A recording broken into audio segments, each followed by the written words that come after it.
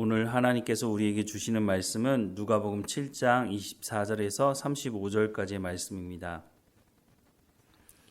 누가복음 7장 24절에서 35절까지 말씀 우리 함께 읽겠습니다. 요한이 보낸 자가 떠난 후에 예수께서 무리에게 요한에 대하여 말씀하시되 너희가 무엇을 보려고 광야에 나갔더냐?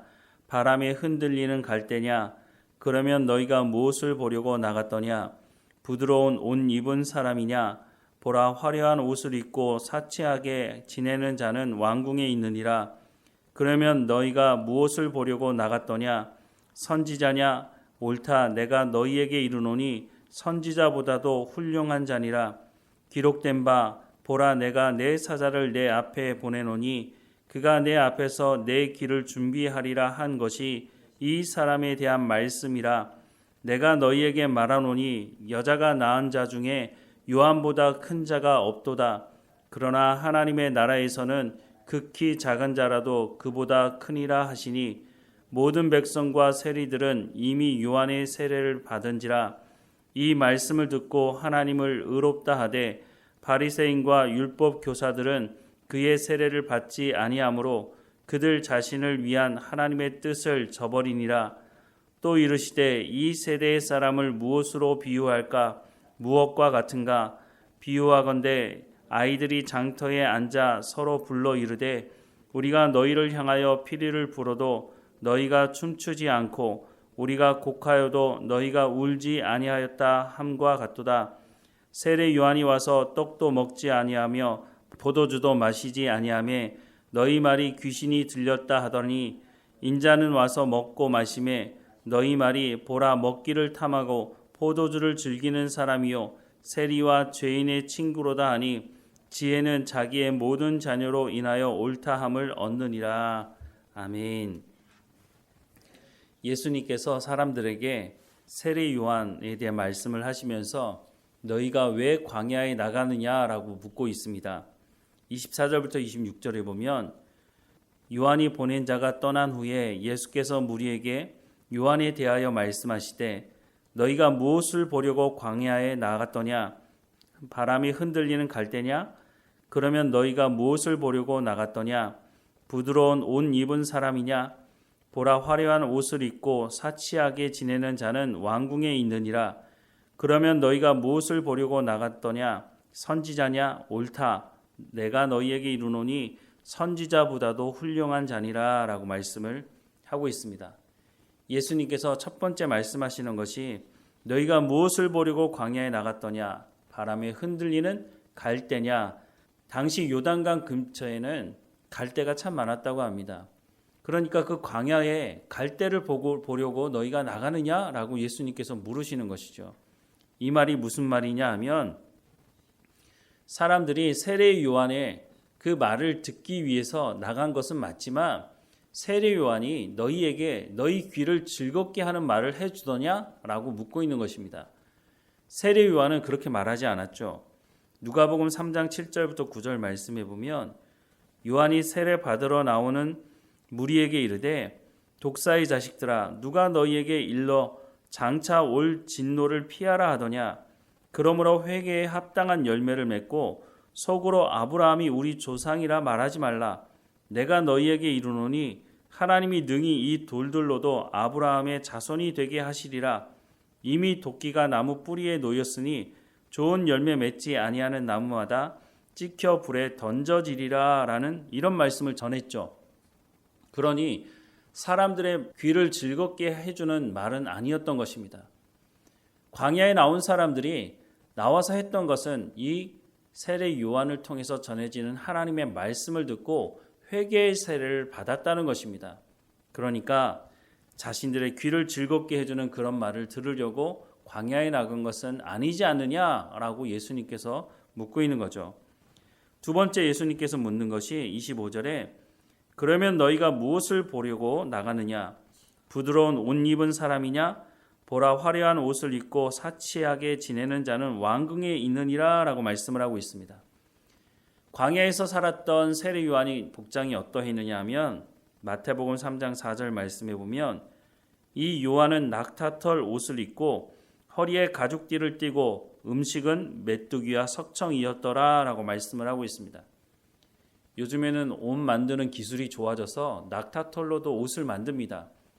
그런데 그 과거에 낙타털로 된 옷을 입었다고 말하는 것은 그것이 부드러운 옷이 아니라는 것입니다. 그렇다고 해서 디자인 좋고 화려한 옷도 아닌 그런 옷을 입고 또 메뚜기와 석청을 먹는 그 세례 요한을 왜 보러 나가느냐? 좋은 옷 입은 사람은 어디에 있다고요? 왕궁에 있지 않느냐라고 예수님께서 말씀하는 것은 세례 요한을 가둔 헤롯 안티파스에 대해서 간접적으로 비판을 하고 있는 말씀이기도 한 것입니다. 광야로 나간 사람들은 자신의 이익을 지키기 위해서, 자신의 기득권을 지키기 위해서 수단과 방법을 가리지 않았던 그런 사람들과는 다른 사람들이 아니냐라고 말씀하시는 것이죠. 또 예수님께서 세 번째 말씀하시는데 26절에 그러면 너희가 무엇을 보려고 나갔더냐? 선지자냐? 옳다. 내가 너희에게 이르노니 선지자보다 훌륭한 자니라 라고 말씀을 하고 있습니다. 구약시대 말라기 선지자 이후로 약 400년 동안 하나님께서 하나님의 사람들을 통해서 말씀을 하지 않았던 것을 알 수 있습니다. 하나님은 말씀하시는 분이신데 왜 말씀을 하지 않으셨을까? 사실은 하나님께서 말씀을 하시지 않으신 것이 아니라 이스라엘 백성들이 하나님 말씀 듣기를 거부하니까 이 사람들은 바벨론 포로로 붙잡혀 갔다가 돌아온 사람들의 후손들입니다. 이 사람들은 하나님의 말씀을 듣고 순종하는 것이 얼마나 중요한지를 포로 생활하면서 경험한 사람들입니다. 이 사람들이 돌아와서 처음에는 성전도 지으려고 했지만 그것조차도 성전 짓는 것이 중단되고 다시 성전을 짓게 됩니다. 이 사람들은 하나님의 말씀을 가르치는 것이 중요하다는 것을 알았기 때문에 바벨론 포로 생활하면서 회당 교육이 시작이 됩니다. 그런데 막상 고향으로 돌아온 이 사람들은 여전히 하나님의 말씀을 듣지 않았습니다. 심지어는 성전을 지어놓고도 성전에서 성전을 섬기는 제사장들이 제사를 섬기며 하나님의 말씀을 가르칠 수 있도록 가나안 땅에 들어가는 이스라엘 백성들에게 10의 1조를 바치라고 말씀하신 것은 이 사람들이 여기에만 집중할 수 있도록 제사장들이 하나님을 예배하며 하나님 말씀을 가르치는 일에만 집중할 수 있도록 그렇게 했음에도 불구하고 말라기 말씀에 보면 이 사람들이 하나님의 것을 도둑질했다고 말씀하고 있습니다. 11조를 하나님께 드리지 않았던 것이죠. 그러니 제사장들이 먹고 살아야 하니까 성전에 남아있지 않고 다 일하기 위해서, 먹고 살기 위해서 흩어져 버린 것입니다. 그래서 말라기 선지자를 통해서 하나님께서 그 분노하심에 대해서 말씀을 하고 있는데, 그리고 난 이후에 400여 년 동안 하나님의 말씀이 선포되지 않습니다. 하나님 말씀 듣기를 간절히 소망했던 사람들에게는 영적인 갈증이 있는 것이죠. 그런데 세례 요한이 나타나서 하나님 말씀을 전하자 이 사람들이 광야에 아무것도 볼 곳 없는 그 광야에 나가서 하나님 말씀 듣기를 사모하고 또한 회개의 말씀을 전할 때 그 말씀을 듣고 회개하기 시작한 것이었습니다. 이런 세례 요한이 하나님 말씀을 전할 때 그러면 모든 이스라엘 백성들이 세례 요한을 환영했느냐? 그렇지는 않았습니다. 29절과 30절 말씀에 보면 모든 백성과 세리들은 이미 요한의 세례를 받은지라 이 말씀을 듣고 하나님을 의롭다 하되 바리새인과 율법 교사들은 그의 세례를 받지 아니하므로 그들 자신을 위한 하나님의 뜻을 저버리니라 라고 말씀을 하고 있습니다. 예수님은 이 말씀을 하시고 난 이후에 한 비유의 말씀을 하시죠. 31절부터 35절 말씀에 보면 또 이르시되 이 세대의 사람을 무엇으로 비유할까? 무엇과 같은가? 비유하건대 아이들이 장터에 앉아 서로 불러 이르되 우리가 너희를 향하여 피리를 불어도 너희가 춤추지 않고 우리가 곡하여도 너희가 울지 아니하였다 함과 같도다. 세례 요한이 와서 떡도 먹지 아니하며 포도주도 마시지 아니하며 너희 말이 귀신이 들렸다 하더니 인자는 와서 먹고 마시매 너희 말이 보라 먹기를 탐하고 포도주를 즐기는 사람이요 세리와 죄인의 친구로다 하니 지혜는 자기의 모든 자녀로 인하여 옳다함을 얻느니라 라고 말씀을 해주고 있습니다. 예수님 시대에도 지금 우리가 살아가는 이 시대도 똑같다고 생각이 듭니다. 하나님의 말씀은 변하지 않았습니다. 하지만 하나님의 말씀 듣기를 사모하는 사람이 있는 반면에 하나님의 말씀이 선포될 때 그 말씀을 거부하는 사람들도 있다는 것입니다. 심지어는 바리새인들, 율법 교사들, 이 사람들 어떤 사람들입니까? 하나님의 말씀을 가르쳐야 되는 사람들인데 예수님과의 갈등을 일으킨 것도 보면 이 사람들은 하나님의 말씀을 가르치기보다는 자신들의 기득권을 지키기 위해서 장로의 유전이라고 하는 자신들이 만들어놓은 규칙과 규범을 지키는 것이 하나님의 말씀을 지키는 것이라고 사람들에게 속여서 말을 한 것이죠. 오늘 이 시대도 마찬가지입니다. 하나님 말씀 듣기를 사모하고 있는 사람과 그렇지 않고 교회 안에서도 하나님 말씀 듣기를 거부하는 사람들이 여전히 있다고 하는 것을 말씀해 주고 있는 것입니다. 우리는 어떤 편에 서 있습니까?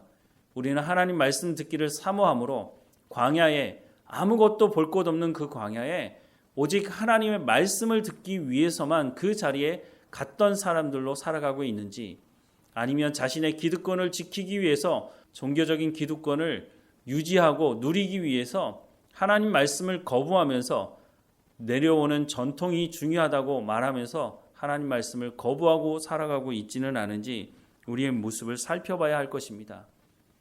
예수님은 광야에 나온 사람들에게 어떤 편에 설 것인지에 대한 말씀을 하고 있는 것입니다. 오늘 우리에게도 똑같이 말씀하고 있는 것이죠. 우리가 정말로 하나님의 말씀을 사모함으로 예배의 자리 가운데 나가고 있는 것인지, 아니면 형식적으로 그냥 습관을 따라서 그냥 내 종교 생활을 하기 위해서 주님 앞에 나가고 있는 것인지 우리의 모습을 분명하게 살펴봐야 할 것입니다. 하나님은 하나님의 말씀을 사모하는 그 사람들에게 하나님의 말씀을 하시고 그 사람들이 하나님의 은혜를 맛보게 될 것을 말씀해 주고 있습니다. 기도하겠습니다. 사랑하는 하나님, 우리가 광야에 나갔던 사람들처럼 하나님 말씀 듣기를 사모함으로 예배의 자리 가운데 나가고 있는지 우리의 모습을 살펴보게 하시고, 혹이나 우리가 우리의 기득권을 유지하기 위해서 종교 생활을 하기 위해서 습관을 쫓아서 예배의 자리에 나오고 있지는 않은지 우리의 삶을 돌아볼 수 있도록 은혜를 허락해 주옵소서. 하나님, 우리 가운데 말씀해 주시옵소서. 말씀 듣기를 사모하는 우리에게 우리의 귀를 즐겁게 하는 말이 아니라 우리의 심령을 찌르고 우리의 마음을 새롭게 하는 하나님의 말씀을 듣고 그 말씀으로 우리의 생각이 새로워지며 우리의 삶이 새로워지고 성령의 열매를 맺는 삶이 될 수 있도록, 그래서 하나님과 더 깊은 친밀한 가운데 나아갈 수 있도록 하나님 주시는 참된 평안과 하나님 주시는 참된 자유를 누리며 기쁨을 알며 감사하며 살아가는 우리의 삶이 될 수 있도록 은혜를 허락해 주옵소서. 하나님의 말씀이 우리 입에 꿀보다 더 달다고 고백하는 시편 기자의 고백처럼 우리도 그와 같은 고백을 하며 하나님의 말씀 듣기를 사모하며 기뻐하며 감사하는 우리의 삶이 될 수 있도록 은혜를 허락해 주옵소서. 하나님의 말씀을 가까이 하게 하시고 그 말씀을 볼 때마다 성령을 통해서 깨달아 알 수 있도록 은혜를 허락해 주옵소서. 날마다 우리와 함께 하시는 하나님께 감사하고 예수님의 이름으로 기도드립니다. 아멘.